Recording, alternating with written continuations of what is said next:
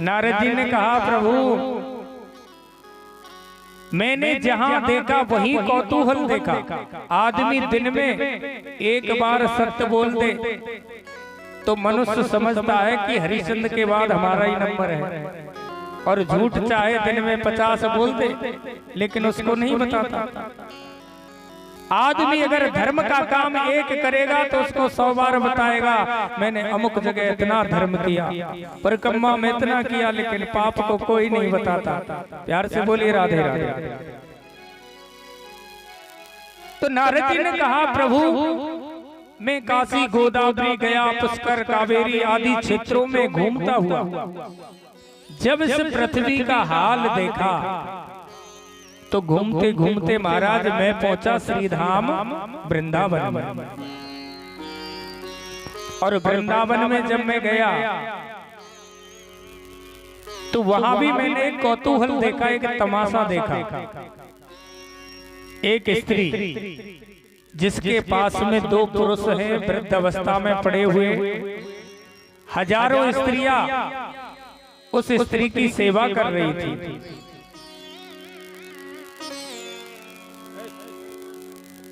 हजारों स्त्रियां उस स्त्री की सेवा कर रही थी। तो महाराज मैं जैसे ही वहां से निकला तो उस स्त्री ने मुझ नारद को आवाज लगाई, भो भो साधु क्षणम तिष्ठम, हे साधु तुम जरा ठहरो।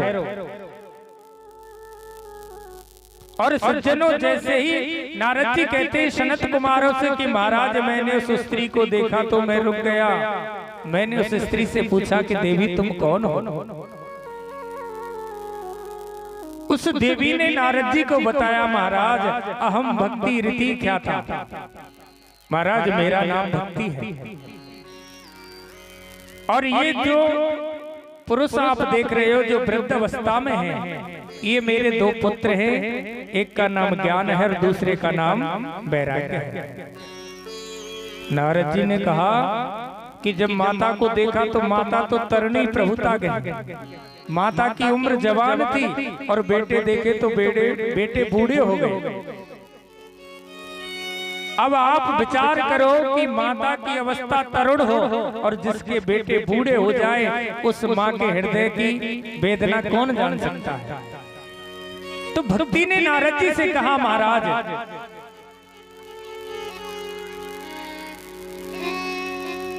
जय राधे राधे गोविंद गोविंद राधे, जय राधे राधे गोविंद गोविंद राधे, ओ राधे राधे गोविंद गोविंद राधे, जय राधे राधे गोविंद गोविंद राधे, गोविंद गोपाल राधे, गोविंद राधे गोपाल राधे, ओ राधे राधे गोविंद गोविंद राधे, जय राधे राधे गोविंद गोविंद राधे, गोविंद राधे गोपाल राधे, गोविंद राधे गोपाल राधे, गोविंद राधे गोपाल राधे, गोविंद राधे गोपाल राधे, गोविंद राधे गोपाल राधे, राधे राधे गोविंद गोविंद राधे, जय राधे राधे गोविंद गोविंद राधे, भज राधे राधे गोविंद गोविंद राधे, भज राधे राधे गोविंद गोविंद राधे। और सज्जनों नारद जी ने देखा और नारद जी से जब भक्ति देवी ने कहा कि महाराज जिस माँ के बेटे बूढ़े हो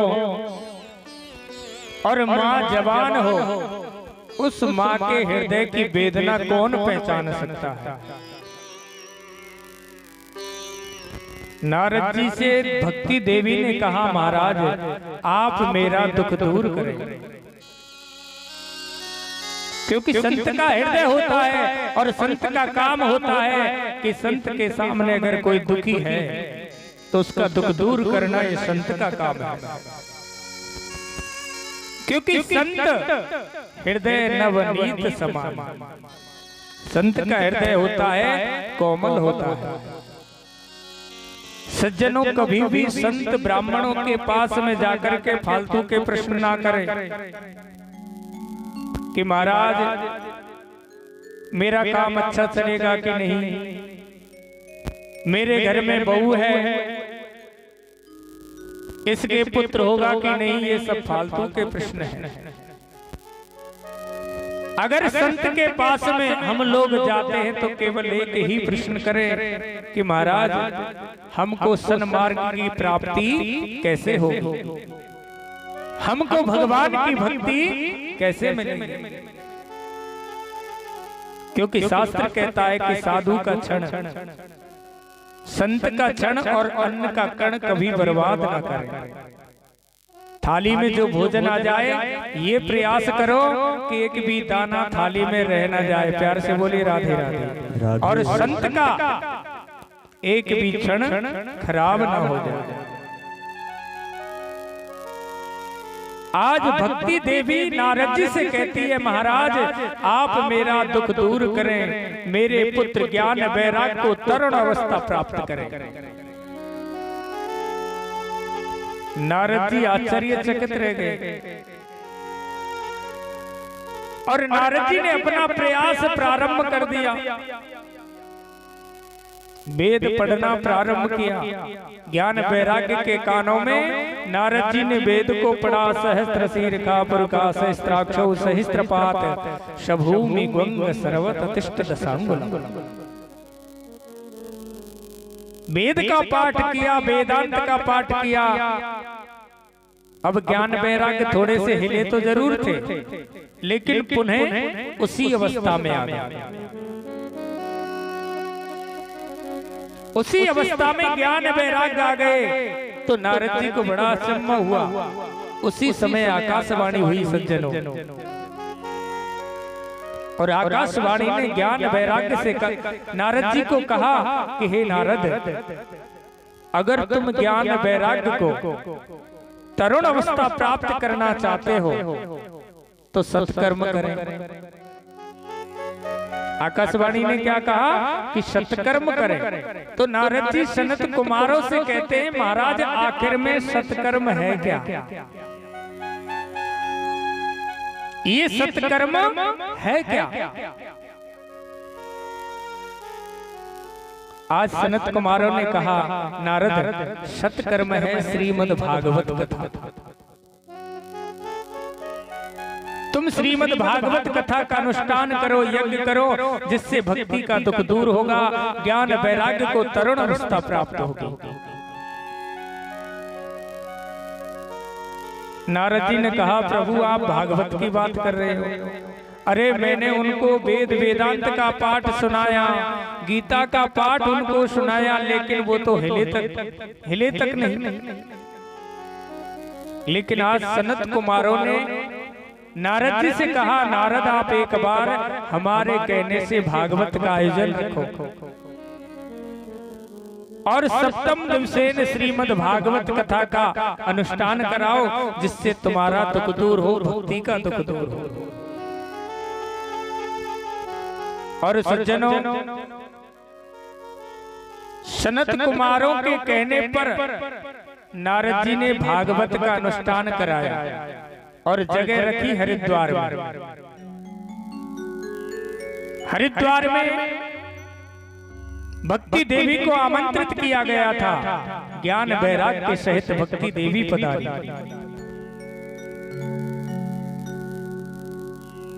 चारों भैया सनक सनंदन सनातन सनत कुमार, चारों भाई मंचासीन हो गए भागवत की गद्दी पर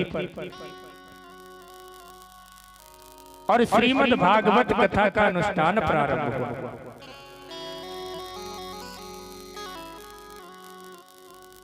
श्रीमद् भागवत कथा में महात्म के रूप में एक कथा आती है, संक्षिप्त में महात्म आपको सुनाएंगे कि तुंगभद्रा नदी तटे, एक तुंगभद्रा नदी है सज्जनों, उसके किनारे पर एक गांव था और उस गांव का नाम था उत्तम नगर। क्या नाम था? उत्तम नगर। उस गांव में हर वर्ण के लोग रहते थे और उसी गांव में एक ब्राह्मण रहता था जिस ब्राह्मण का नाम था आत्मदेव ब्राह्मण।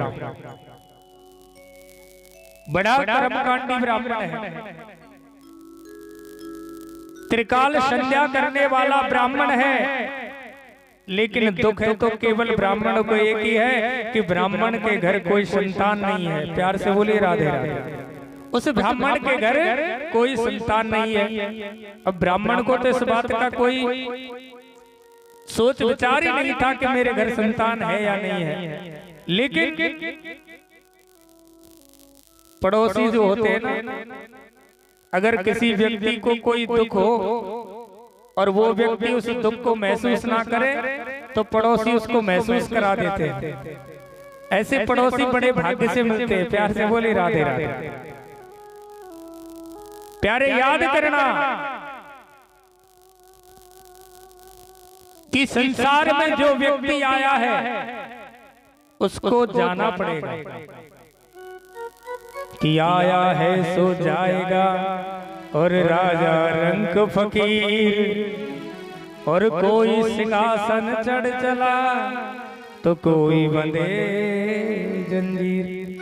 ये जो लोक है ना जहां हम लोग रह रहे हैं, इस लोक का नाम है मृत्युलोक।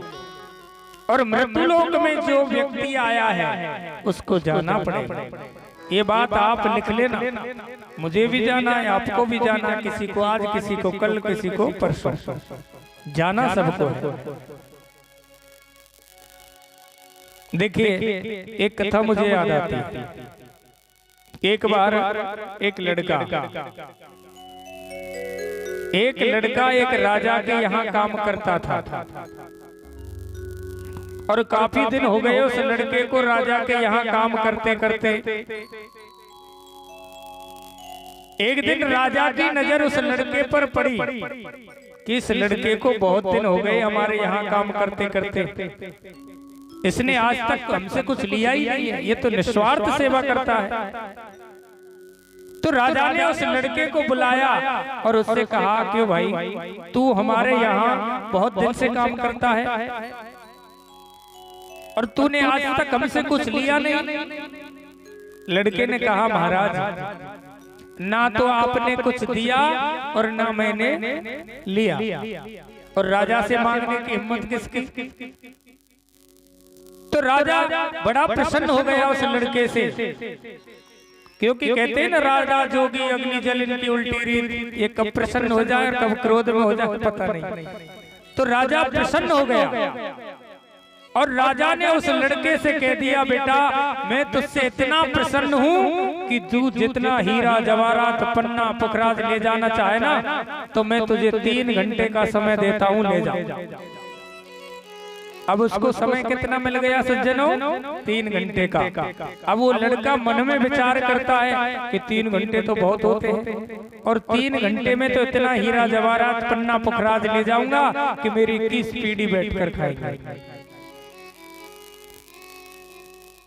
राजा का टाइम प्रारंभ हुआ, घंटी लगी और खजाने के अंदर लड़का प्रवेश कर गया। और जैसे ही खजाने में घुसा ना तो उसने देखा हीरा से जड़ित बड़ी बड़ी मूर्ति देखी, तस्वीरों को देखा और सज्जनों देखते ही देखते उसके 3 घंटे निकल गए, लेकिन तस्वीर खत्म नहीं हुई। अब घंटी बजी, लड़का बाहर आया। लड़के ने कहा महाराज हम तो कुछ ले ही नहीं पाए। राजा ने कहा भैया मैंने तुझे 3 घंटे का समय दिया था, अब मेरी गलती क्या है कि तू देखने में ही टाइम निकाल देगा। तो लड़के ने हाथ जोड़ के प्रार्थना की महाराज एक मौका मुझे और दो। सज्जनों राजा ने कहा कि मैं तुझे एक मौका और देता हूं, लेकिन अब तुझे हीरा पन्ना पुखराज तो मिलेंगे नहीं, अब चांदी मिलेगी। लड़के ने सोचा चलो कोई बात नहीं, 3 घंटे में चांदी भी बहुत घर ले जाऊंगा, तो चलो चांदी से। उधर राजा ने घंटी बजाई, टाइम प्रारंभ हुआ और लड़का जैसे ही अंदर गया तो देखा उस महल के अंदर एक झूमर लगी हुई थी। झूमर जानते हो ना, जो घरों में लगी होती है। एक बहुत अच्छी झूमर लगी हुई थी। उसको उस लड़के ने देखा और जैसे ही हाथ लगाया तो उस झूमर में उसका हाथ अटक गया। अब उस हाथ को छुड़ाने में उसके 3 घंटे निकल गए। प्यार से बोली राधे राधे।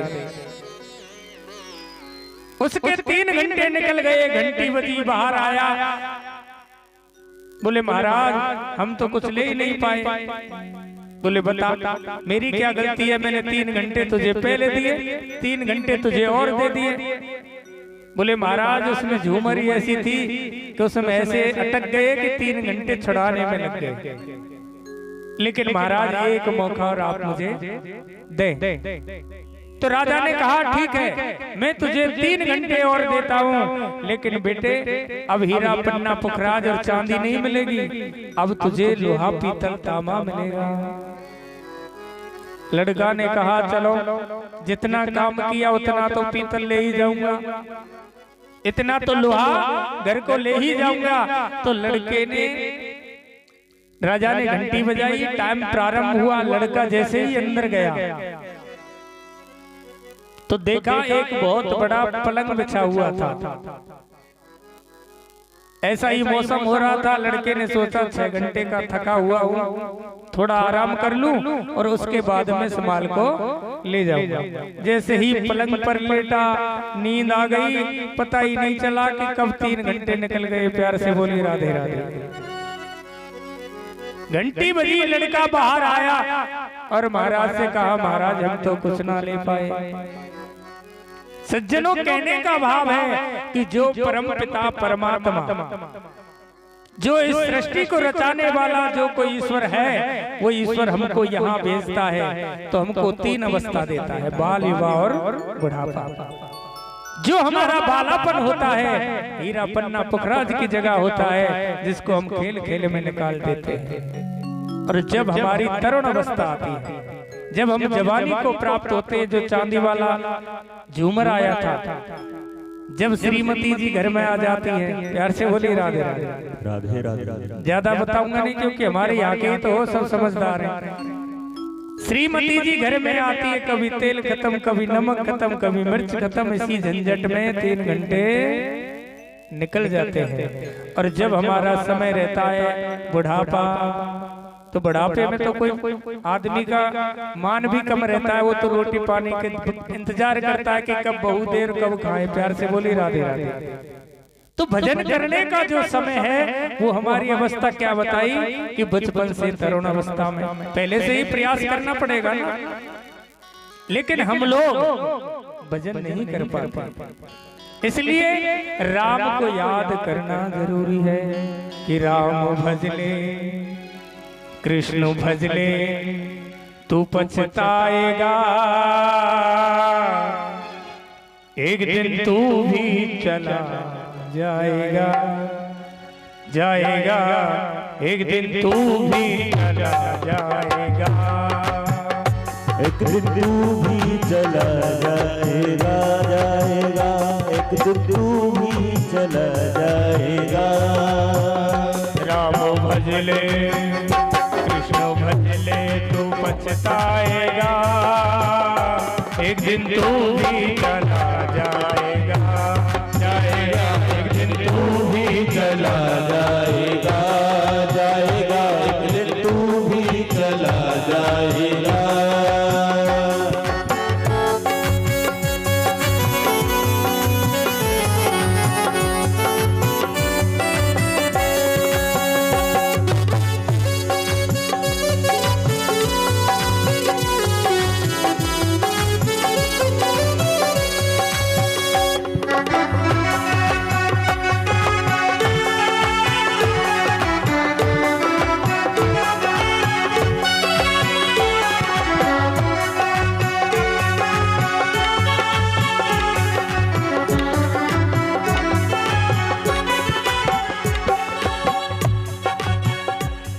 कंस बाली और रावण गया, और रावण गया, कंस बाली और रावण गया, कंस बाली और रावण गया, जीत दुनिया सिकंदर गया, गया रे जीत दुनिया सिकंदर गया, गया रे दुनिया सिकंदर गया। बहुत आए थे यहाँ, कंस ने भी इस पृथ्वी पर जन्म लिया, उसको जाना पड़ा। रावण ने जन्म लिया, उसको भी जाना पड़ा।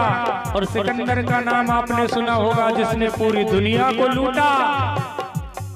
और जब इस दुनिया से गया तो जाने से पहले घर वालों से कह दिया कि जब मेरी मन्नत, जब मेरी अर्थी निकाली जाए, उस समय मेरे दोनों हाथों को अर्थी से बाहर कर देना।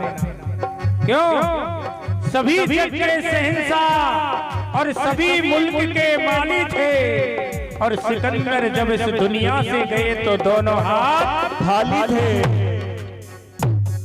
सिकंदर भी जब इस दुनिया से गया तो दुनिया को बता दिया, भैया मैंने धन तो बहुत कमाया, लेकिन साथ में कुछ नहीं। भीम अर्जुन से बलिधारी, भीम अर्जुन से बलिधारी, वो करण जैसा दाढ़ी गया, गया रे वो करण जैसा दाढ़ी गया, गया रे वो करण जैसा दाढ़ी गया। भीम को जाना पड़ा, करण को जाना पड़ा, और जाना हमको भी पड़ेगा। खाली आया था, हम लोग आते कुछ लेकर आते साथ में, नहीं लाते ना। जन्म होता है बच्चे का, माताएं और होती है साथ में, बच्चा एकदम खाली शरीर से आता है। कोई सिला हुआ वस्त्र नहीं लेते उस समय, बिना सिला हुआ वस्त्र लेते हैं, उसी से पोंछ दिया, उसी को बिछा दिया और उसी को उड़ा दिए। जन्म की घटना है। और जन्म के बाद आदमी जब इस दुनिया से जाता है तो सिले वस्त्रों को यही रखवा लेते, केवल इतना ही वस्त्र नीचे बिछाया और इतना ही। जैसा जन्म पर हुआ ऐसा ही मरण के समय होता है। खाली आया था, खाली आया था, खाली जाएगा, एक दिन तू भी चला जाएगा, जाएगा एक दिन तू भी चला जाएगा, जाएगा एक दिन तू भी चला जाएगा।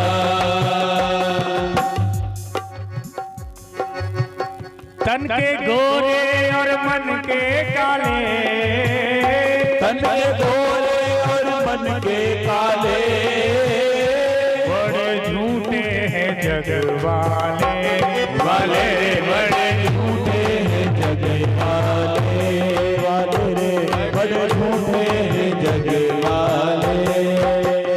तन के गोरे और मन के काले, तन के गोरे और मन के काले, धोखा देते हैं जग वाले, वाले धोखा देते हैं जग वाले, वाले रे धोखा देते हैं जग वाले।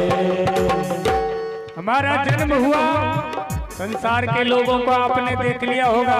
अगर कोई आदमी दुखी है और किसी पर कोई विपत्ति अगर आती है तो आदमी पास में आएगा, रो रो कर सब हाल पूछ लेगा और उसी से जाकर के कह देगा जो संसार में है सब झूठ है, सब राम का नाम है। ये जो जन्म हमको मिला ये बड़े सौभाग्य की बात है। रामचरितमानस में लिखा है कि बड़े भाग्य मानस तन पावा और सुर दुर्लभ सद्ग्रंथन गावा। ये जो जन्म हमको मिला और इस जन्म को हम वैसे ही निकाल दें, ये कहाँ की बात है? ऐसा मौका न फिर आएगा, एक दिन तू भी जाएगा, जाएगा एक दिन तू भी चला जाएगा, जाएगा एक दिन तू भी चला जाएगा। राम भजले जय हो, कृष्ण भजले तू पछताएगा, एक दिन तू भी चला जाएगा, जाएगा एक दिन तू भी चला जाएगा, जाएगा एक दिन तू भी चला जाएगा।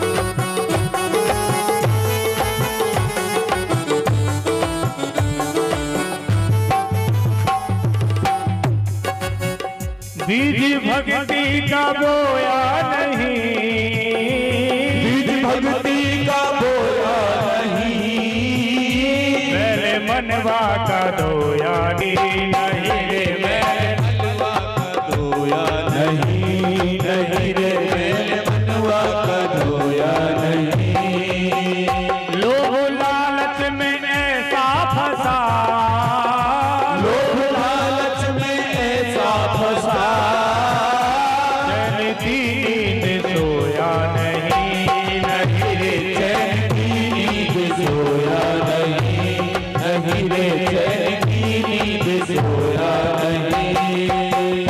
ऐसा मौका ऐसा मौका न फिर आएगा, एक दिन तू भी चला जाएगा, जाएगा एक दिन तू भी चला जाएगा, जाएगा एक दिन तू भी चला जाएगा, जाएगा एक दिन तू भी चला जाएगा, जाएगा एक दिन तू भी चला जाएगा, जाएगा एक दिन तू भी चला जाएगा, चला जाएगा।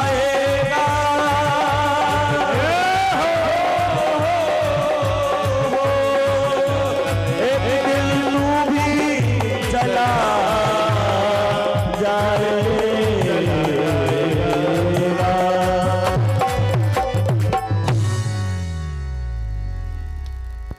आया है उसको जाना पड़ेगा, क्योंकि किसी संत ने लिखा है कि आने का दिन एक है और जाने का दिन एक, और या दो दिन के बीच में प्राणी कर ले काम अनेक। एक दिन आने का और एक दिन जाने का, ये जो बीच का समय है इसमें जो करना है इसी में कर लो। कथा पर पहुंचते हैं कि पंडित जी को कोई दुख नहीं था कि पंडित जी के घर में संतान नहीं है, लेकिन पड़ोसी लग गए। वह पंडित जी वैसे तो तुम बड़े कर्मकांडी हो, लेकिन यह कर्मकांड को कहा है कि जब तुम्हारे घर में संतान ही ना आए।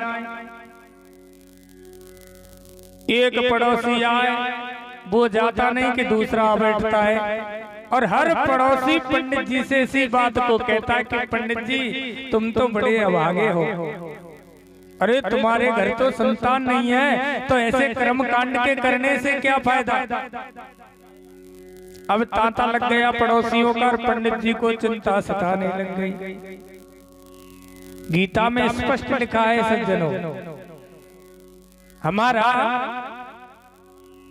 सर्वोपरि ग्रंथ है गीता, और गीता में लिखा है कि अनन्या चितंतो मायेन जनम प्रपास्ते तेषां नित्ययुक्तानां योगम क्षेमं भयामयम्। आदमी चिंता बहुत करता है, चिंतन कम करता है। और जो आदमी, एक आदमी तो चिंता करे और एक आदमी चिंतन करे। चिंता एक ऐसी चीज होती है कि आदमी को जीते जी मार देती है, लेकिन चिंतन एक ऐसी चीज है सज्जनों, वो इस विश्व साकार हरि उस परमात्मा से मिला देती है। इसलिए जितना हो सके चिंता को त्यागो और चिंतन को बढ़ाओ। अब पड़ोसियों ने पंडित जी को चिंता दे दी और उस चिंता का ही चिंतन पंडित जी को हो गया कि मैं तो बड़ा अभागा हूँ, मेरे तो कोई संतान ही नहीं है। और पंडित जी महाराज को इतनी चिंता हो गई सज्जनों कि पंडित जी महाराज ने घर छोड़ दिया और मर जाने तक का संकल्प ले लिया कि अब तो जी के करना ही क्या है। और पंडित जी घर से चल दिए मरने के लिए। और जैसे ही पंडित जी पहुंचे का जंगल में, जैसे ही पहुंचे तो पंडित जी की मुलाकात एक संत भगवान से हो गई। और संत भगवान को जैसे ही पंडित जी ने देखा तो पंडित जी से संत भगवान ने पूछ लिया कि पंडित जी आप रोते क्यों हो? इस उदासी का, इस रोने का कारण आप मुझे बताएं कि आप रो क्यों रहे हो? तो पंडित जी ने उस संत भगवान के पैर पकड़ लिए। बोले महाराज मैं तो बड़ा अभागा हूँ, मुझ पर तो राम कृपा है ही नहीं। धिकम धनम, अरे मैंने जो धन संपदा कमाई वो सब बेकार है। संत भगवान ने पूछा भैया क्यों बेकार है? बोले महाराज मेरे घर कोई संतान नहीं है। संत ने कहा पंडित जी आप इतने विद्वान होकर के कहते हो कि मेरे घर संतान नहीं है, मैं अभागा हूँ? कौन कहता है कि तू अभागा है? अरे पंडित जी शास्त्र कहता है कि तुझे संतान नहीं मिली, ये भी राम कृपा है, क्योंकि बिना प्रभु की कृपा से कुछ नहीं होता, ये सब भगवान की कृपा है। पंडित जी बोले मैं नहीं मानता महाराज, मुझे तो संतान चाहिए। बाबा बोले भैया देख संतान जब होती है ना तो किसी की संतान अगर सुपात्र निकल जाए जब तो अच्छा ही अच्छा है, और संतान होकर के अगर कुपात्र निकल जाए तो पूरे जीवन रोना पड़ता है। पंडित जी ध्यान करो, पूरे जीवन तुम्हें रोना पड़ेगा। संतान हुई कुछ दिन बाद में मर गई फिर भी तुमको रोना पड़ेगा, इसलिए तुम तो बहुत अच्छे हो। पंडित जी बोले महाराज मैं आपके प्रवचन सुनना नहीं चाहता, या तो आप मुझे संतान होने का वचन दें या मैं आपके चरणों में अपने प्राणों को त्याग दूंगा। अब बाबा भी खड़े खड़े रह गए। बोले अच्छा पूछा पंडित जी से, ये ब्राह्मण की हत्या और लग गई, अगर इसको संतान होने वाला फल नहीं दिया तो ये मर जाएगा और ये ब्रह्म हत्या मेरे ऊपर आ जाएगी। तो संत भगवान भी आश्चर्यचकित रह गए, अब करें तो करें क्या, पंडित जी मानने वाले नहीं।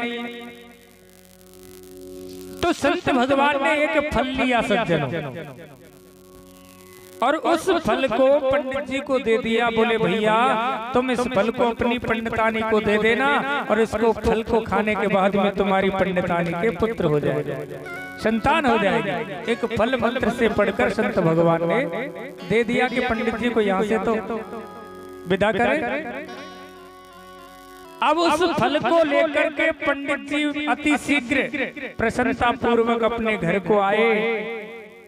अब पंडित जी की जो पंडितानी थी ना, जिसका नाम था धुंधली, क्या नाम था? धुंधली। अब जिसका जैसा नाम वैसे ही काम होंगे। धुंधली देवी का काम था कि जब पंडित जी घर से कहीं कथा करने जाते तो रोज पड़ोसियों से झगड़ा करना, पड़ोसियों से लड़ना।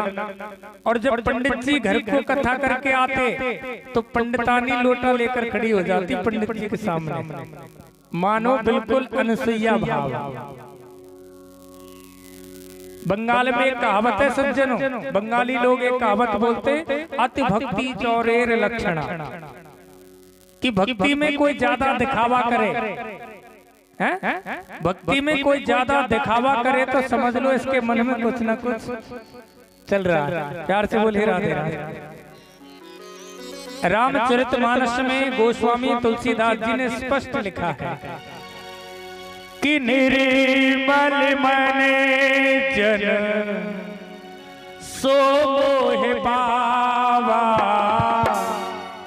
निर्मल मन जन सो मोह पावा, मोह कपट छल छिद्र न भावा, मोह कपट छल छिद्र न भावा। श्री राम जय राम जय जय राम, श्री राम जय राम जय जय राम। बोलिए श्री राम जय राम जय जय राम, बोलो श्री राम जय राम जय जय राम। बाबा ने लिखा कि निर्मल मन जन सो मोह पावा और मोहे कपट छल छिद्र ना। अब पंडितानी जी कपट से पूजा करती है पंडितानी की, तो भगवान को अगर भगवान के दरबार में हम लोग जाते हैं और कपट पूर्ण भक्ति करें तो भगवान को अच्छा नहीं लगता। भगवान तो ये कहता है कि प्यारे मैं तेरे वस्त्रों को नहीं देखता कि तूने क्या पहन रखा है, मैं तेरे धन को नहीं देखता कि तूने यहाँ क्या चढ़ाया, मैं तो केवल तेरे भाव को देखता हूँ। किसी संत ने लिखा कि भाव बिना बाजार में और वस्तु मिले न मोल, और भाव बिना रीझे नहीं सुनट वर्णन। अगर बाजार में हम लोग जाते हैं तो हर चीज का भाव करना पड़ेगा, क्यों जी? कि सेठ जी चीनी क्या हिसाब है? सेठ जी बोले 40 रुपए किलो। ऐसे ही भगवान के दरबार में हम लोग जाते हैं तो भगवान पहले भाव करता है, किसका भाव कैसा है। अगर भाव अच्छा है तो भगवान उसकी वस्तु को ग्रहण करता है, और भाव सही नहीं है तो भगवान उसकी कोई भी चीज को स्वीकार नहीं करता। सज्जनों, भाव की बात होती है, और भाव से जो विश्वास से भगवान की सेवा में लगा रहता है तो भगवान उसकी याद जरूर रखता है। देखो, मुझे एक कथा बीच में याद आ गई। एक बार एक फकीर और एक ब्राह्मण, एक फकीर और ब्राह्मण दोनों नगर में भीख मांगते थे, भिक्षा करते थे। और उस नगर का जो राजा था, उस राजा का नाम था भूपाल। क्या नाम था? भूपाल राजा। अब जब ब्राह्मण फेरी लगाए, फकीर जब फेरी लगाता तो फकीर अपनी भाषा में भिक्षा मांगता था। तो फकीर घर पर जाकर के बोलता फले कपालम और दे भूपालम। बोले भैया मुझे तो भूपाल नाम का राजा ही देता है,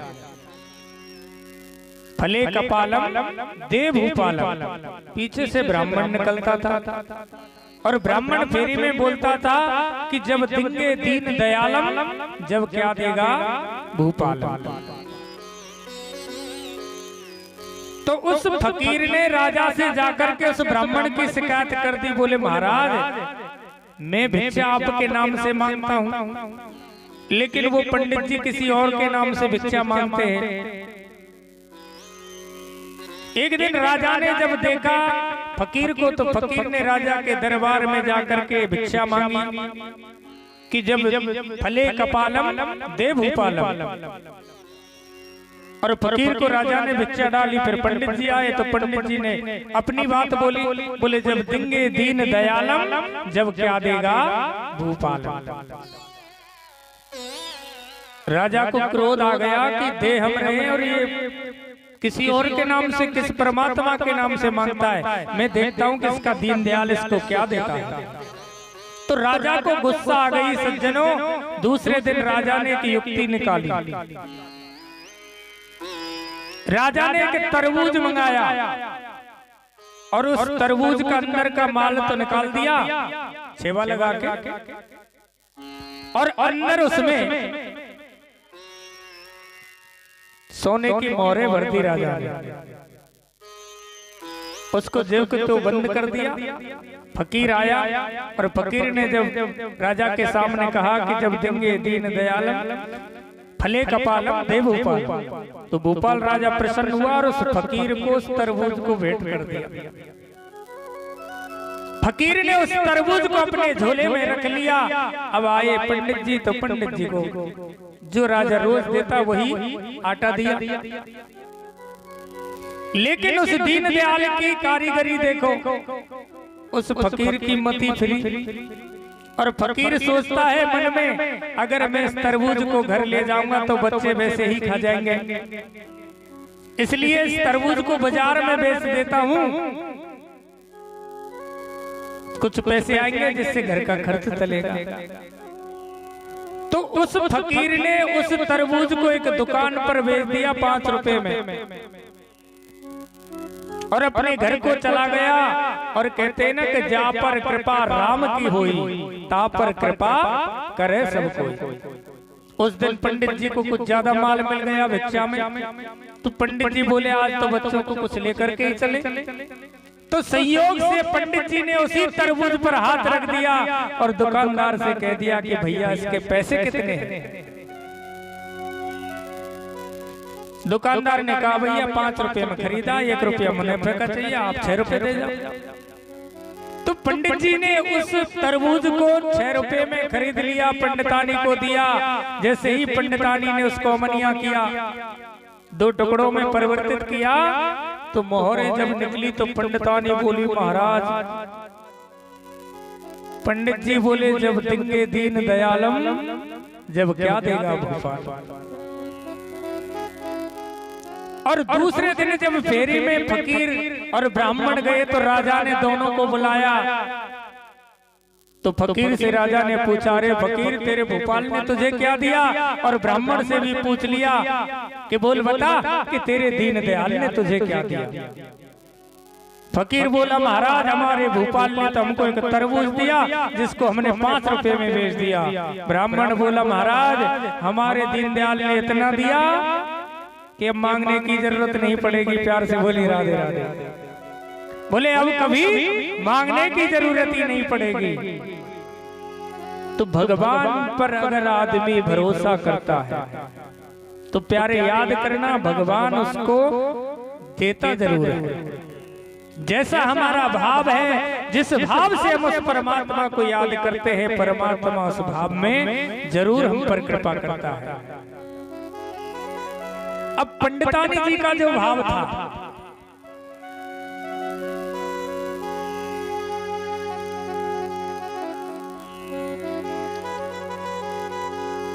पंडितानी का जो भाव था पंडित जी के प्रति कपटपूर्ण था। तो पंडित जी ने आकर के पंडितानी को फल दे दिया। बोले पंडितानी इस फल को तुम खा लो जिससे हमारे घर संतान हो जाए। अब सब जनों पंडितानी ने उस फल को ले लिया।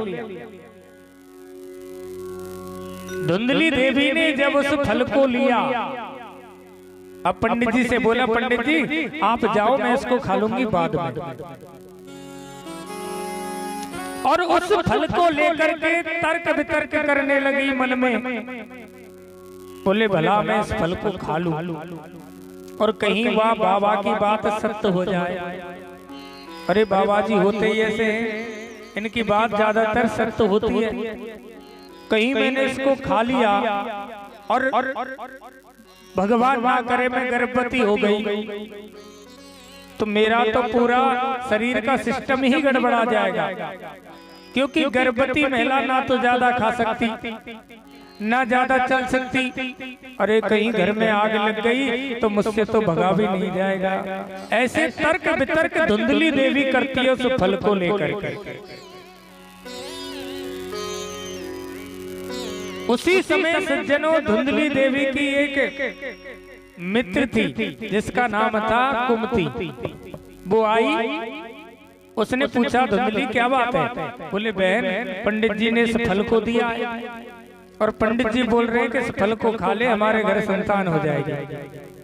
अरे कहीं मैंने इस फल को खा लिया और मैं गर्भवती हो गई तो बहन मेरे शरीर का ढांचा ही खराब हो जाएगा। ऐसे तर्क वितर्क करती है। तो जैसी धुंधली थी वैसी उसकी सहेली थी। उसने कहा बहन तू चिंता क्यों करती है? अरे मेरे पेट में 1 महीने का गर्भ है और तू चिंता मत कर, तू चिंता मत कर। जब समय आएगा तो मैं अपने बच्चे को तुझे दे दूंगी, मेरे पति को कुछ पैसे दे देना और परीक्षा के लिए इस फल को इस गाय को खिला दे। सज्जनों धुंधली की वो बात बिल्कुल दिमाग में बैठ गई और धुंधली देवी ने उस फल को तो गाय को खिला दिया और अपने पंडित जी से कह दिया पंडित जी अब तो मेरा गर्भ भारी भारी सा लगता है। तो पंडित जी भी प्रसन्न होने लगे। धीरे धीरे समय निकलता गया। समय आया तो उधर गाय के भी एक बच्चा हो गया। ये समय की बात है। एक समय तो ऐसा था कि पंडित जी अगर घर में तुलसी का पेड़ भी लगाए तो वो भी नहीं होता, कोई फल का पेड़ लगाए तो वो पेड़ भी फल नहीं देता। आज समय पंडित जी का आ गया तो पंडित जी के घर में गाय ने एक बछड़े को जन्म दिया और उस बछड़े का स्वरूप कैसा था? बिल्कुल मनुष्य जैसा, कान केवल गाय के से थे।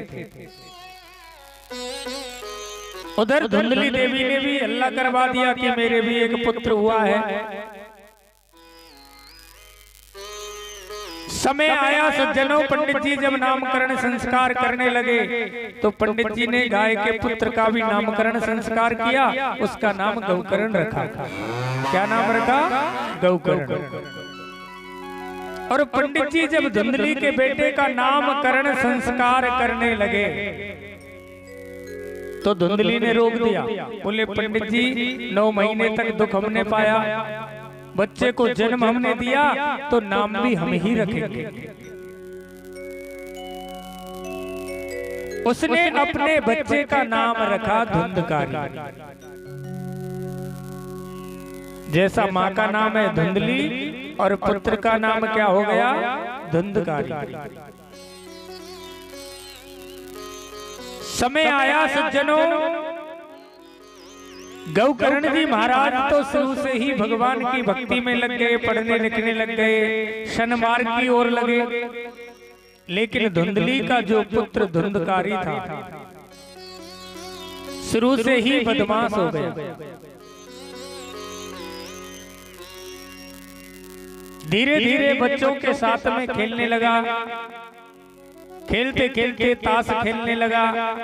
देखो जब धुंधकारी की शिकायत घर में आती तो धुंधकारी का पाठ धुंधली लेती, इसलिए धुंधकारी को ज्यादा सह मिली। शास्त्र कहता है कि सर्वप्रथम बालक का गुरु जो होते हैं ना वो माता पिता होते हैं।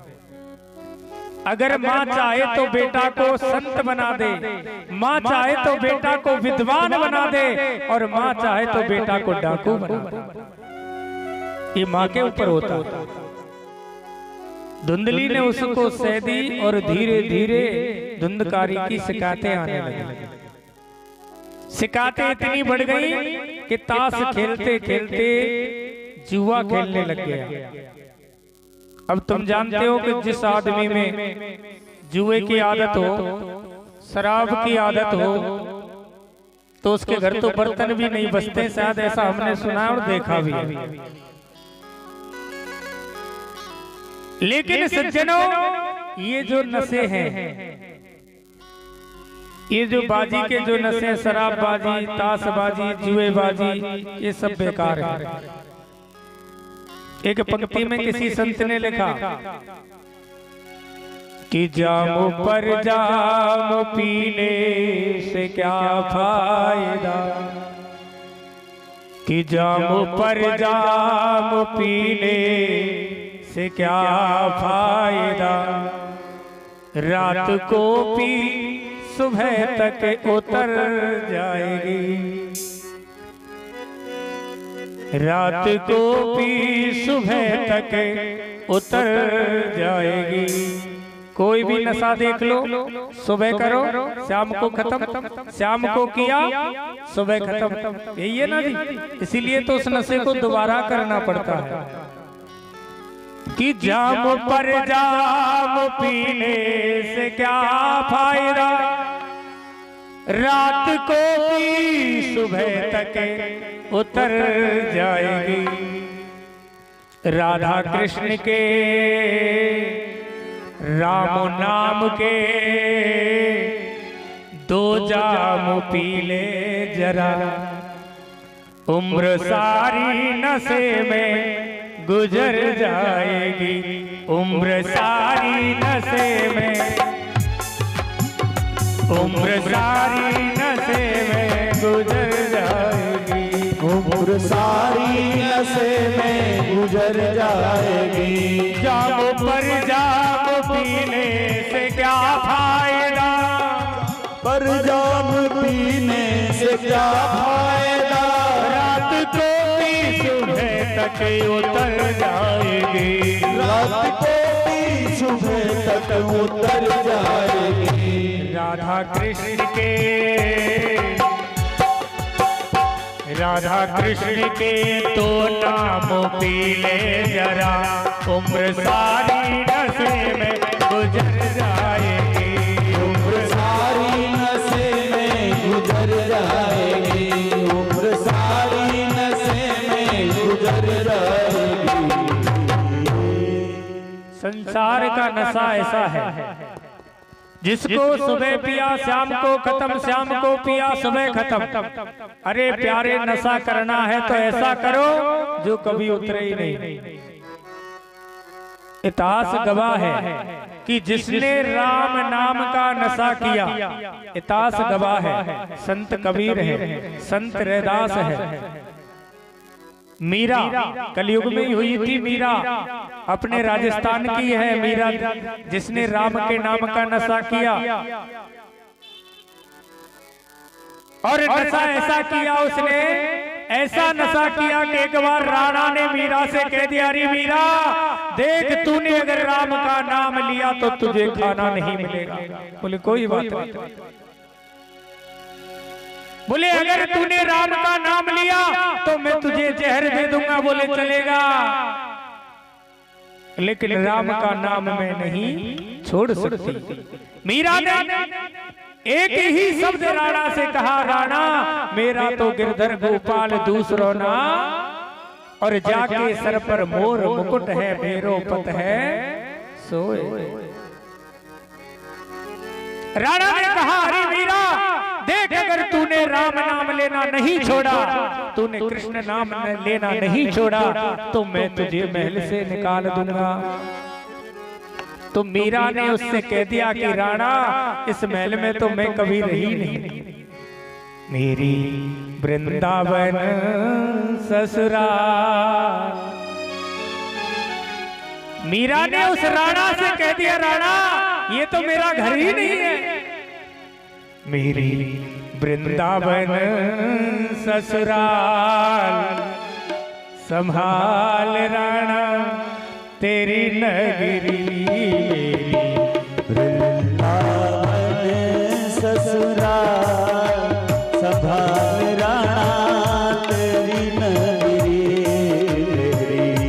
वृंदावन ससुराल संभाल राणा तेरी नगरी।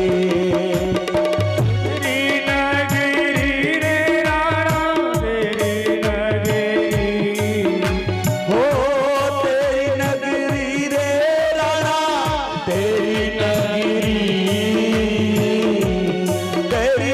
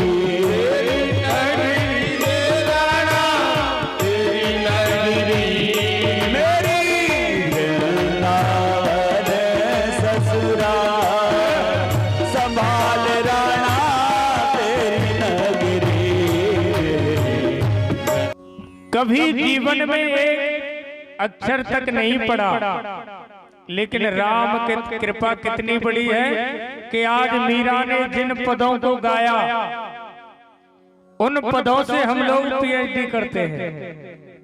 ये राम कृपा है। कबीरदास जी ने कभी कक्षा तक को नहीं देखा, लेकिन कबीर के जो दोहे, कबीर ने जो अपनी पदावली लिखी उससे हम लोग पीएचडी करते हैं। ये राम कृपा है। इनको ऐसा राम नाम का नशा चढ़ा कि आज हम लोग इनका नाम गाते हैं। ये इस नशे की खूबी है। और एक नशा संसार का है जिसको हम लोग करते हैं तो चलता हुआ आदमी भी उसको बेवकूफ बताता है, कितना पागल आदमी। पैसे की बर्बादी, अपने समाज में प्रतिष्ठा की बर्बादी। उस आदमी को कोई ये नहीं कहता कि अच्छा आदमी है। प्यारे, अगर नशा करना है तो उसका नशा करो, उस ईश्वर के नाम का नशा करो जो जीवन पर्यंत कभी उतरे ही नहीं। आज धुंधकारी नशा करने लग गया, जुआ खेलता है, अपनी माँ से कहता है हे माँ मुझे पैसे दे, मुझे जुआ खेलना है। धुंधली कहती है बेटा घर में कुछ है ही नहीं, तो पैसे कहां से दूं? नौबत यहां तक आ गई कि धुंधली अपने बेटे धुंधकारी को इतना प्रेम करती थी, आज उसी धुंधकारी ने अपनी मां पर हाथ उठा दिया और मां को पीट करके घर में से बर्तन जो भी कुछ था उसको ले गया और पैसे में बेच करके जुआ खेलता है। पिताजी आत्मदेव जो ब्राह्मण संत की बात ना मान करके कहते थे कि हमारे घर में संतान हो जाए, महाराज आपके प्रवचन अच्छे नहीं लगते। आज वही आत्मदेव ब्राह्मण बड़ा दुखी है। एक दिन तो कब दुखी हुआ कि हमारे संतान नहीं है, और एक दिन आज दुखी है कि जब घर में संतान है तो संतान से दुखी है। जो स्थिति संतान से पहले आत्मदेव ब्राह्मण की थी वही स्थिति अब बन गई। आत्मदेव ब्राह्मण बैठे बैठे रो रहे हैं कि भगवान ने एक पुत्र दिया जो भी ऐसा दिया कि शराबी व्यभिचारी हो गया। इतने में ही गौकर्ण जी महाराज आ जाते हैं जो उनके बड़े गाय के जो बेटे हैं। और गौकर्ण जी महाराज जब आए तो आत्मदेव ब्राह्मण जोर जोर से रो रहे थे। गौकर्ण जी महाराज विद्वान थे, सब कुछ जानने वाले थे, तो देखा कि पिताजी रो रहे हैं। आत्मदेव ब्राह्मण से गौकर्ण जी ने पूछ लिया कि पिताजी आप रोते क्यों हैं? इस रोने का कारण आप मुझे बताएं कि आप रोते क्यों? आत्मदेव ब्राह्मण ने कहा अरे गौकर्ण, तेरा भाई जो धुंधकारी है ना, मेरे घर में त्रिकाल संध्या होती थी, भगवान का नाम लिया जाता था। आज उस घर में शराब की बोतलें पड़ी हैं, मदरा पान की बोतलें पड़ी है, मांस मदरा तेरा भाई खाने लग गया, मेरे घर को नर्क बना दिया। गौकर्ण जी महाराज ने कहा पिताजी आपसे एक प्रश्न करता हूं, आप एकांत में बैठ करके विचार करें। आप कहते हो कि पुत्र मेरा है, ये शरीर मेरा है, ये परिवार मेरा है। महाराज अगर पुत्र आपका है तो समय आने पर पुत्र छोड़कर चला जाता है, आप रोक करके दिखाओ। तुम कहते हो कि पत्नी मेरी है तो समय आने पर पत्नी छोड़कर चली जाती है, रोक करके दिखाओ। तुम कहते हो कि शरीर मेरा है तो एक दिन शरीर ऐसा होता है कि शरीर छोड़ करके चला जाता है। तुम शरीर में कहो कि हाथ में रहा है तो हाथ में लकवा हो जाए, छोड़कर चला जाता है। रोक करके देखा, समय आने पर आंखें काम करना बंद कर देती हैं। अगर आंखें तुम्हारी हैं तो रोक करके दिखाओ। कान काम करना बंद कर देते हैं तो कानों को आप रोक करके दिखाएं। आप कहते हो कि पुत्र मेरा है, शरीर मेरा है, पत्नी मेरी है, तो इन सबको रोक करके दिखाओ। पिताजी, शरीर जब इस दुनिया से जाता है तो शरीर की 3 गति होती है सज्जन। अगर इसको आप लोग जलाएंगे तो इसकी राख बन जाएगी। जमीन में शरीर को गाड़ोगे तो इसके कीड़े बन जाएंगे। बाहर इसको अगर आप छोड़ दोगे तो ये पक्षियों का भोजन बन जाएगा। इसकी कोई गति नहीं है। पिताजी, अगर गति है तो केवल आत्मा की गति है। तो आप किस लिए रोते हो? किसके लिए रोते हो और क्यों रोते हो?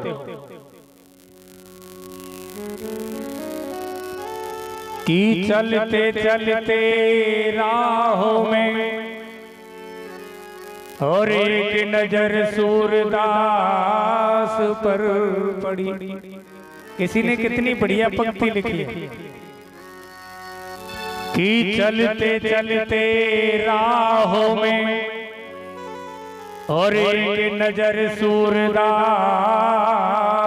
पर एक हाथ बांधे घड़ी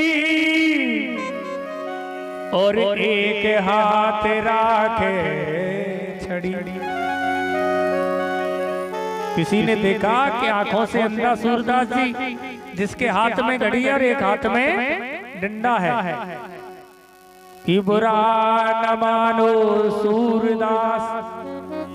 किसी ने पूछ लिया कि बुरा न मानो सूरदास, एक बात पूछनी चाहेगी। तुम तो हो आँखों से अंधे, ये घड़ी तुम्हारे किस काम आएगी। किसी ने पूछ लिया, अरे बाबा तुम तो आंखों से अंधे हो तो ये घड़ी क्यों बांध रखी है? सूरदास ने कहा, अरे पगले सुन कि तू भी खुदा का बंदा है और मैं भी खुदा का बंदा हूँ, और तू अकल से खारिज है तो मैं आंखों से अंधा हूँ। सूरदास ने कहा, अरे पगले सुन, तेरे पास अकल की कमी और मेरे पास आंखों की कमी। क्यों? क्योंकि सुन कि इस घड़ी की बात छोड़ और इस घड़ी की बात छोड़, ये तो हटा ली जाएगी। कि याद कर पगले उस मौत की,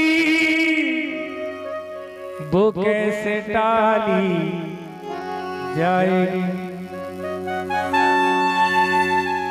प्यारे याद करना कि जब आदमी का समय आएगा तो ना पैसा काम आएगा ना चांदी काम आएगी। कोई काम आने वाला नहीं है। काम आएगा तो केवल राम नाम काम आएगा, क्योंकि समय का खेल होता है कि एक समय ऐसा जो भोजन बने भांत भांत के। आदमी के पास एक समय तो ऐसा होता है कि आदमी को तरह तरह के व्यंजन मिलते हैं। ये सब समय की बात है, और जिसने समय को जान लिया वही सब कुछ जानने वाला है। कि एक समय ऐसा जो भोजन बने भांत भांत, और एक समय ऐसा तो स्वाद जाने कैसा है। आदमी के पास एक समय ऐसा होता है कि उसको स्वाद तक का नहीं पता कि सब्जी का स्वाद कैसा होता है, और एक समय ऐसा कि आदमी मटर पनीर खाता है। मानते हो ना बात को? कि एक समय ऐसा जो गद्दे और गलीचे बिछे, और एक समय ऐसा न टूटा समाचा है कि एक समय ऐसा जो दौलत में हाथ रहे। एक समय आदमी के पास ऐसा आता है कि उसका दौलत में हाथ रहता है, कि एक समय ऐसा जो दौलत में हाथ रहे, और एक समय ऐसा न तामे का पैसा है। रे मन मूर्ख सिया राम क्यों ना भजता, आज समय ऐसा तो कल जाने कैसा है। सज्जनों, आज जो समय आपको मिला, परमात्मा ने आपको समय दिया, उस समय का सदुपयोग करो, क्योंकि समय निकलने के बाद आपको मिलने वाला नहीं। एक दिन की कथा निकल गई तो वो आपको मिलने वाली नहीं है, दूसरे दिन अगली कथा मिलेगी। इसलिए आज का जो जीवन है, इस जीवन को बेहतर बनाओ,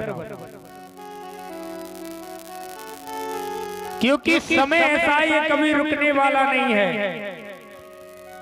एक भजन में लिखा है, समय का पहिया चलता है, समय का पहिया चलता है, समय का पहिया चलता है, समय का पहिया चलता है। इस पहिए के साथ मनुष्य का, इस पहिए के साथ मनुष्य का भाग्य बदलता है, समय का पहिया चलता है, समय का पहिया चलता है, समय का पहिया चलता है।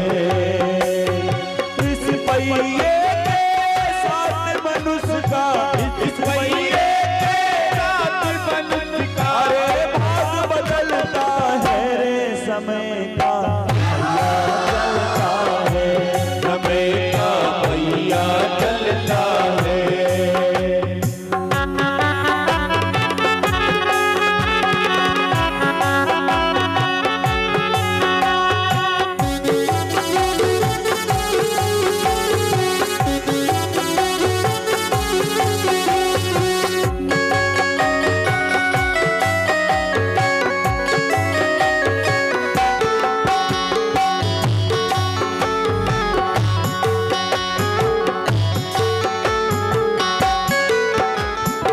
समय की बात कि समय ने किसी को नहीं छोड़ा।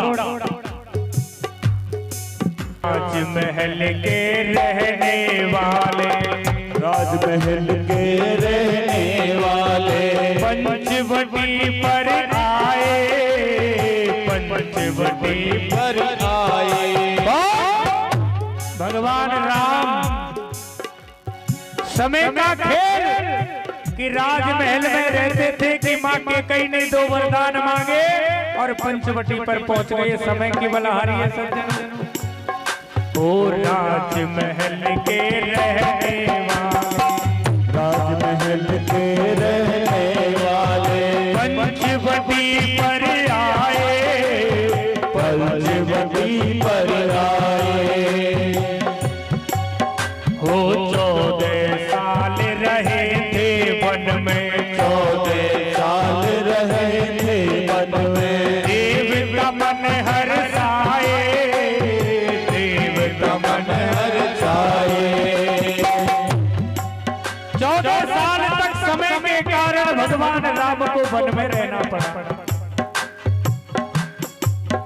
हो मात पिता की मान के आज्ञा, माता पिता की मान के आज्ञा, राज से चलता है समय का पहिया चलता है, समय का पहिया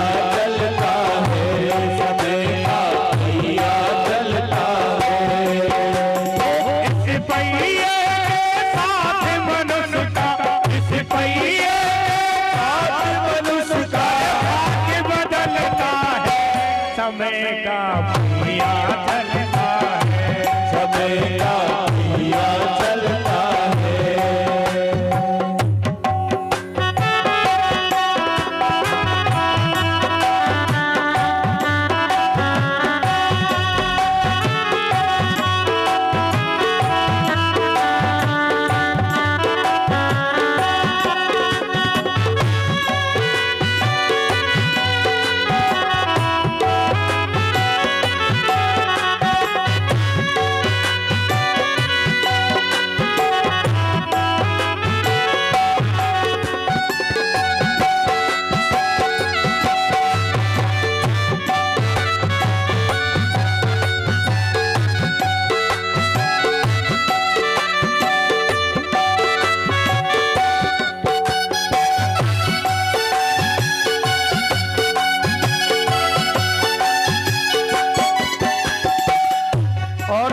समय की बात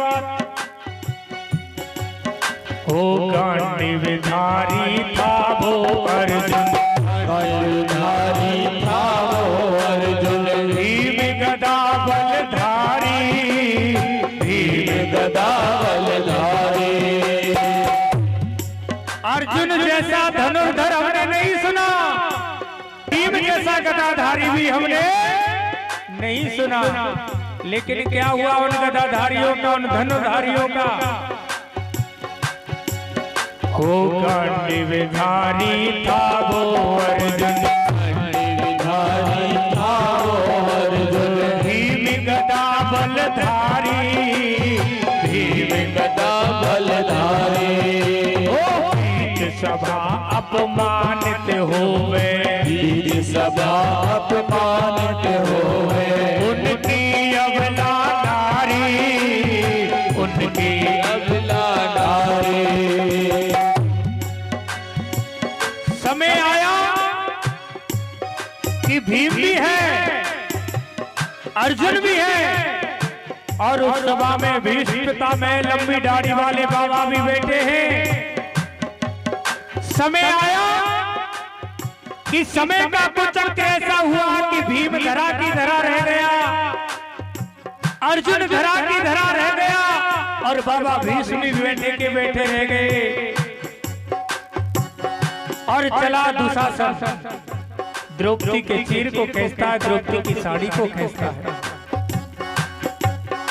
दुशासन बीच सभा में, दुशासन बीच सभा में, दुशासन बीच सभा में, दुशासन बीच सभा में, खींचता है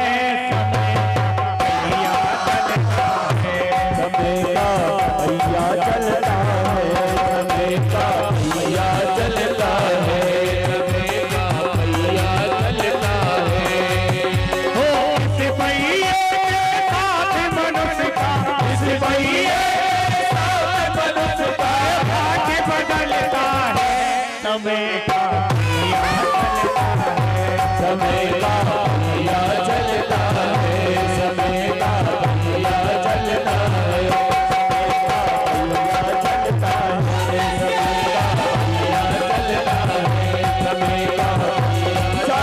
का पहिया चलता है।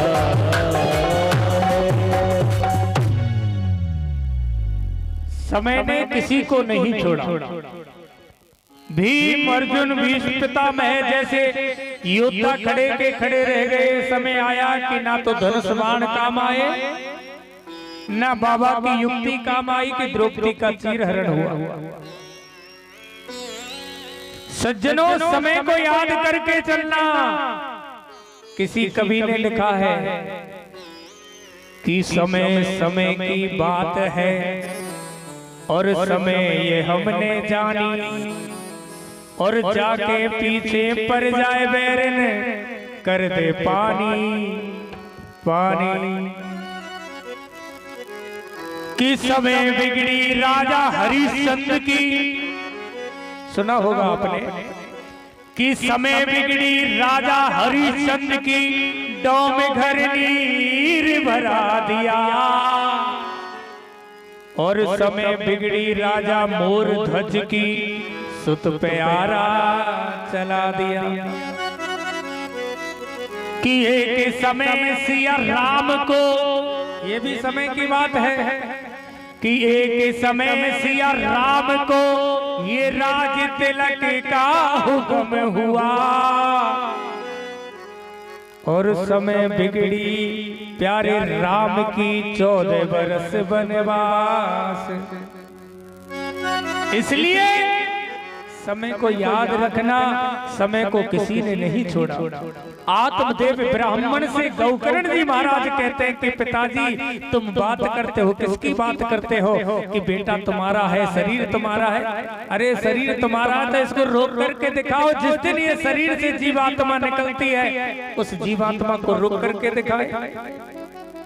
पत्नी को अपना बनाते हो तो पत्नी एक दिन छोड़ करके चली जाती है, तो पत्नी को रोक करके दिखाओ। पुत्र भी छोड़ करके चला जाता है, पुत्र को रोक करके दिखाओ।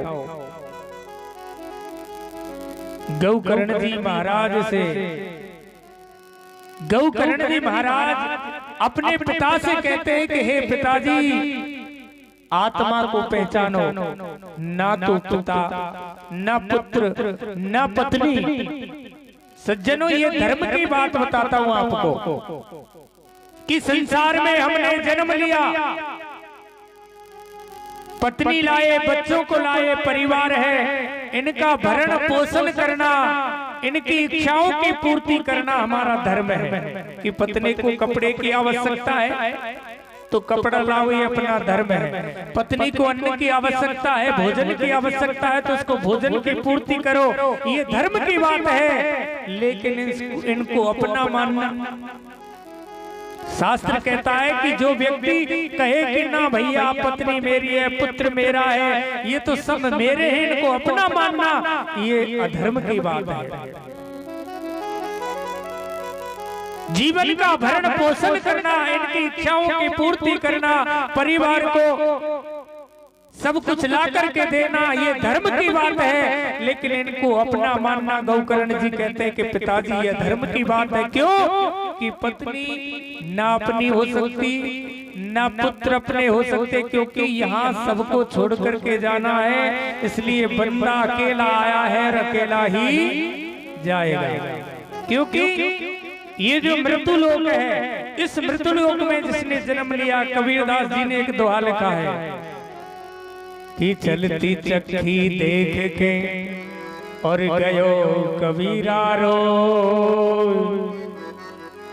और दो पाठों के बीच में और साबुत बचाना। कितना सुंदर लिखा कबीर ने कि भैया पृथ्वी और आकाश के बीच में जिसने जन्म लिया, इस जगह का नाम है मृत्युलोक, और इनके बीच में जिसने जन्म लिया उसको मरना पड़ेगा, ये पक्की बात है। लेकिन दूसरी पंक्ति पुनः कबीर जी ने लिखी कि चाकी चाकी सब कहे और मानी कहे न कोई, और जो मानी सो लग रहे हो तक बाल न बाको होए।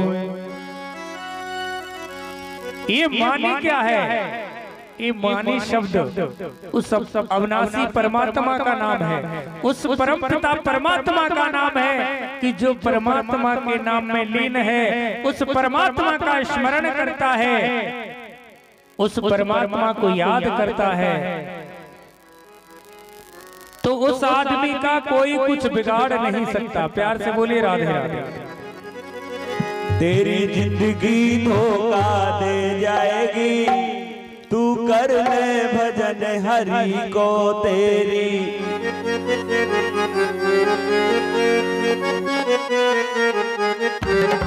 तेरी जिंदगी धोखा दे जाएगी, तू कर ले भजन हरि को तेरी। धोखा दे जाएगी, तू कर ले भजन हरि को। तेरी मन की मन में रह जाएगी, तू कर ले भजन हरि को तेरी। मन की मन में रह जाएगी, तू कर ले भजन हरि को। तू कर ले भजन हरि को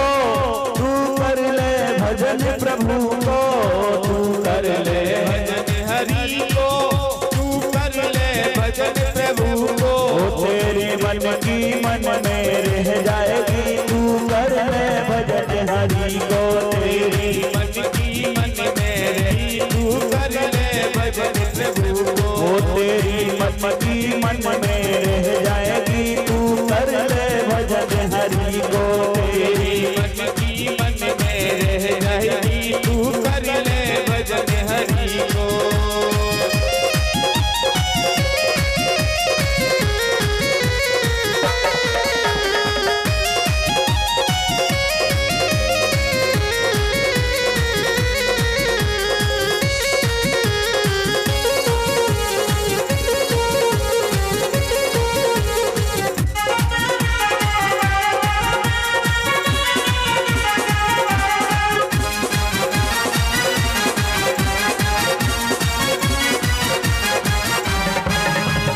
भजन करण का यही है मौका, भजन करण का यही है मौका।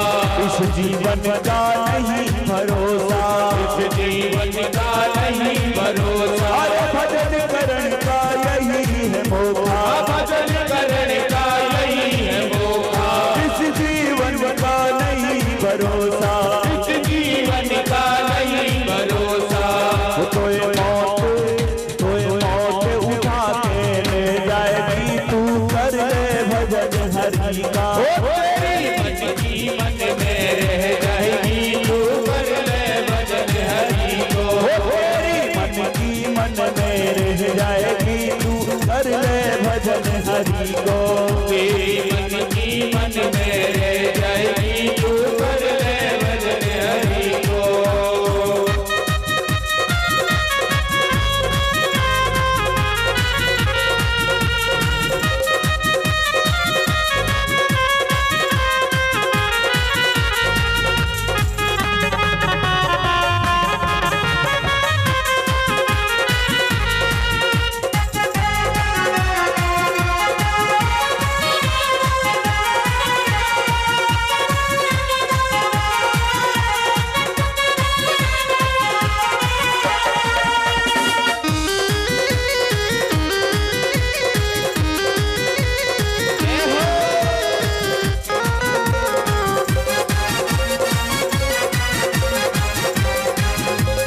जोड़ जोड़ भर लिए खजाने, जोड़ जोड़ भर लिए खजाने। जोड़ जोड़ भर लिए खजाने, जोड़ जोड़ भर लिए खजाने। अरे माया के तुम बने दीवाने, माया के तुम बने दीवाने। माया के तुम बने दीवाने, माया के तुम बने दीवाने। तेरी माया यही पे रह जाएगी, तू कर ले भजन हरि को। तेरी मन की मन में रह जाएगी, तू कर ले भजन हरि को। तू कर ले भजन हरि को, तू कर ले भजन हरि को। कर ले भजन हरि को, तू कर ले भजन प्रभु को। तेरी मन की मन में रह जाएगी, तू कर ले भजन हरि को। तेरी मन की मन में रह जाएगी, तू कर ले भजन हरि को।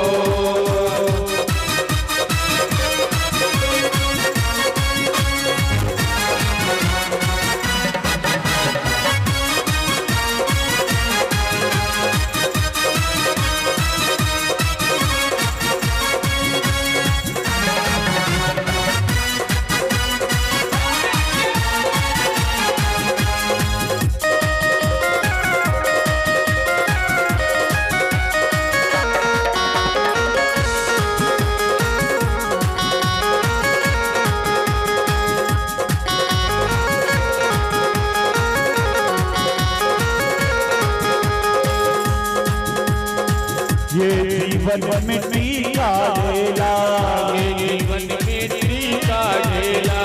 सब छोड़ जाना है अकेला, सब छोड़ जाना है अकेला।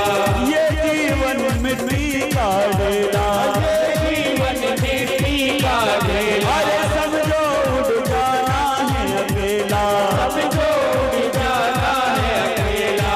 वो तेरी हवा, तेरी हवा, तेरी हवा चले मैं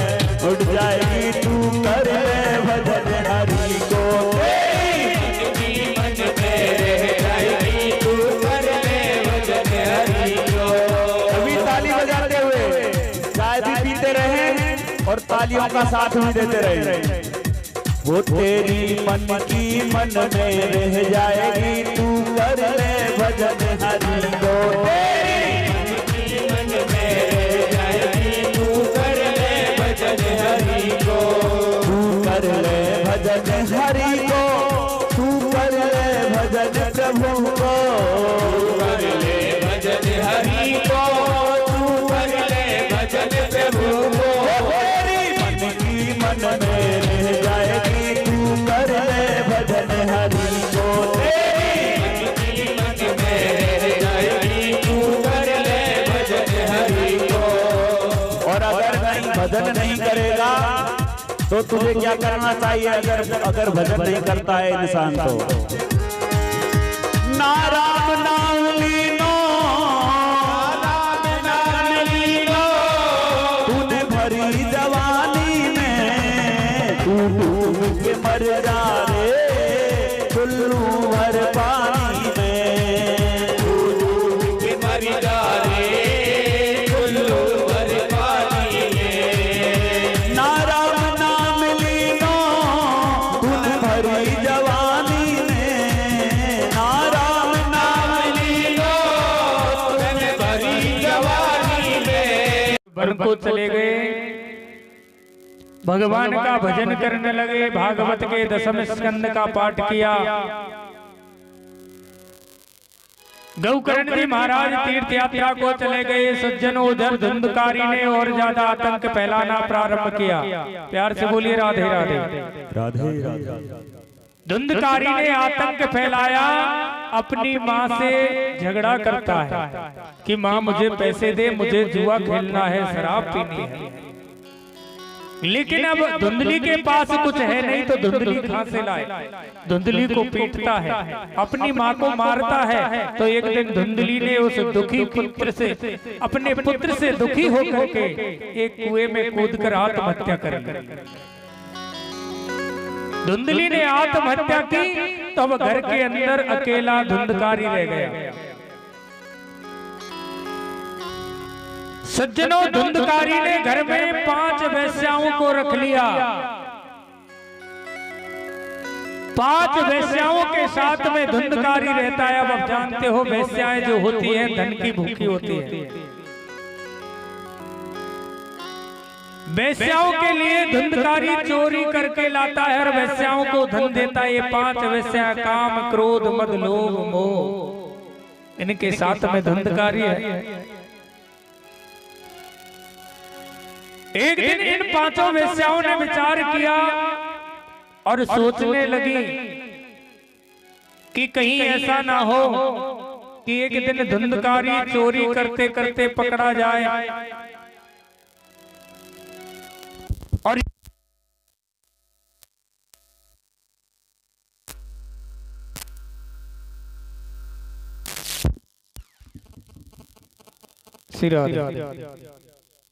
ये तो मरेगा ही। उन वेश्याओं ने विचार किया अगर चोरी करते हुए ये पकड़ा गया ये तो मरेगा और साथ में हमको भी मरवाएगा।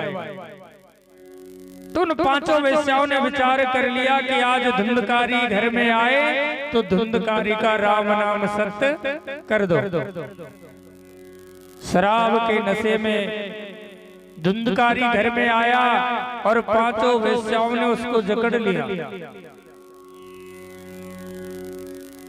जलते हुए अंगार उस धुंधकारी के मुख में वेश्याओं ने डाले, तब जाकर के उस धुंधकारी के प्राण निकले। यही 5 वेश्या सबका कारण होती है। आज धुंधकारी मर गया और प्रेत योनि को प्राप्त हो गया।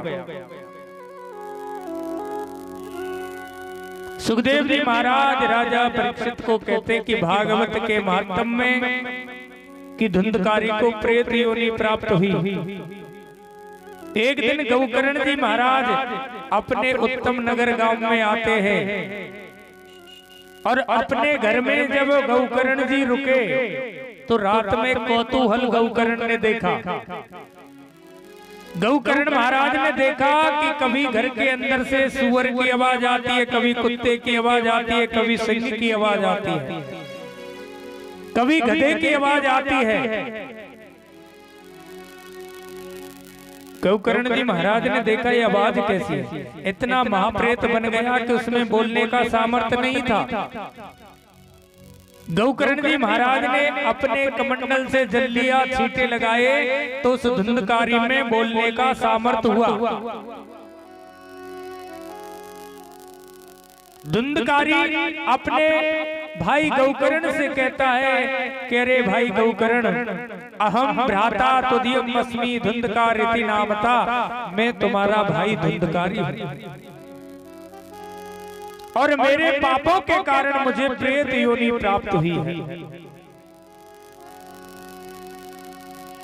धुंधकारी गौकर्ण से कहता है कि भैया मुझे इस प्रेत योनि से मुक्त करा दे।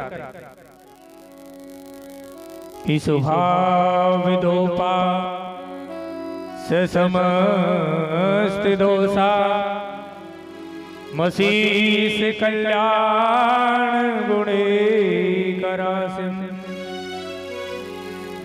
उसने जब भाव से कहा तो भगवान सूर्य के द्वारा, गौकर्ण जी महाराज के गुरु हैं भगवान सूर्य, और भगवान सूर्य ने बताया कि गौकर्ण अगर तुम तुम्हारे भाई का उद्धार करना चाहते हो तो सप्त दिवसेन भागवत कथा, तुम्हारे भाई को भागवत कथा सुनाए। और सज्जनों, भगवान सूर्य के कहने से गौकर्ण ने भागवत का आयोजन किया। मंचासीन गौकर्ण जी महाराज होते हैं तो प्रेत को कहां बैठाया जाए, प्रेत खुले में बैठ नहीं सकता, हवा होती है। तो एक 7 गांठ का बांस लिया और उस बांस में धुंधकारी को बिठाया और श्रीमद् भागवत कथा प्रारंभ हुई। सज्जनों, प्रथम दिन की कथा प्रारंभ हुई। पहले दिन की कथा हुई, बांस की एक ग्रंथि खुल गई। द्वितीय दिवस की कथा में दूसरी ग्रंथि खुल गई, यानी 7 दिन कथा हुई, 7 ग्रंथि खुल गई। और धुंधकारी जो था प्रेत योनि में, वो पीत वस्त्र धारण करके मंच के सामने खड़ा हो गया। और श्रीमद् भागवत में लिखा है कि उस धुंधकारी को नारायण के यहाँ से विमान आया, धुंधकारी उस विमान में बैठा। यहाँ एक शंका उत्पन्न होती है सज्जनों कि जब भागवत की कथा हुई तो उस पंडाल में श्रोता और भी थे, अकेले धुंधकारी को ही विमान क्यों आया? वो इसलिए सज्जनों की धुंधकारी ने जो कथा सुनी एकाग्र होकर के सुनी, ऐसे नहीं कथा को सुना। कथा में चाहे आप कितना भी सुनो, एक शब्द आपको लेना है और उस शब्द का मनन करना है। और 7 दिन की कथा में केवल आपको यही बताया जाएगा, केवल ईश्वर है, ईश्वर के अलावा इस दुनिया में सत्य कुछ नहीं है। सत्य है तो केवल वह निरंकार परमात्मा ईश्वर ही सत्य है। अब उसके नाम अनेक हैं, कोई किस नाम से जानता है, कोई किस नाम से जानता है। जिसको जो नाम अच्छा लगे उस नाम से उस ईश्वर को जाना जाए, यही सत्य है।